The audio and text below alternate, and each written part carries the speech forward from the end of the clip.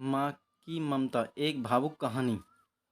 एक छोटे से कस्बे में समीर नाम का एक लड़का रहता था। बचपन में ही पिता की मृत्यु हो जाने के कारण परिवार की आर्थिक स्थिति बड़ी दयनीय थी। समीर की माँ कुछ पढ़ी लिखी जरूर थी, लेकिन उतनी पढ़ाई से नौकरी कहाँ मिलने वाली थी।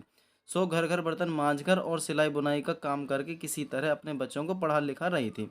समीर स्वभाव से थोड़ा शर्मीला था और अक्सर चुपचाप बैठा रहता था। एक दिन जब वो स्कूल से लौटा तो उसके हाथ में एक लिफाफा था। उसने माँ को लिफाफा पकड़ाते हुए कहा, माँ, मास्टर साहब ने तुम्हारे लिए चिट्ठी भेजी है, जरा देखो तो इसमें क्या लिखा है। माँ ने मन ही मन चिट्ठी पढ़ी और मुस्कुराकर बोली, बेटा, इसमें लिखा है कि आपका बेटा काफ़ी होशियार है। इस स्कूल में बाकी बच्चों की तुलना में इसका दिमाग बहुत तेज है और हमारे पास इसे पढ़ाने लायक शिक्षक नहीं है, इसलिए कल से आप इसे किसी और स्कूल में भेजें।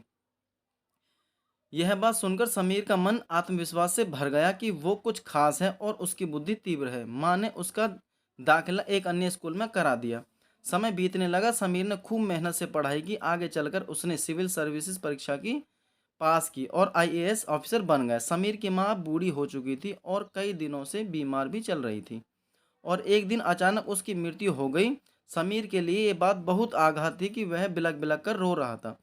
समझ नहीं आ रहा था कि अपनी माँ के बिना वो कैसे जिएगा। रोते रोते ही उसने माँ की पुरानी अलमारी खोली और हाथ में उस उनकी माला, चश्मा और अन्य वस्तुएं लेकर चूमने लगा। उस अलमारी में समीर के पुराने खिलौने और बचपन के कपड़े तक संभाल कर रखे हुए थे। समीर एक एक कर सारी चीज़ें निकालने लगा और तभी उसकी नज़र एक पुरानी चिट्ठी पर पड़ी।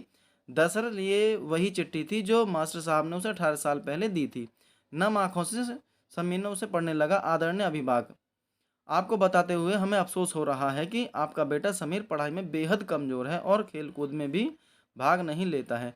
जान पढ़ाता है कि उम्र के हिसाब से समीर की बुद्धि विकसित नहीं हो पाई है, अतः हम इसे अपने विद्यालय में पढ़ाने में असमर्थ हैं। आपसे निवेदन है कि समीर का दाखिला किसी मंद बुद्धि विद्यालय में कराएं अथवा यह खुद घर पर पढ़ाई करें।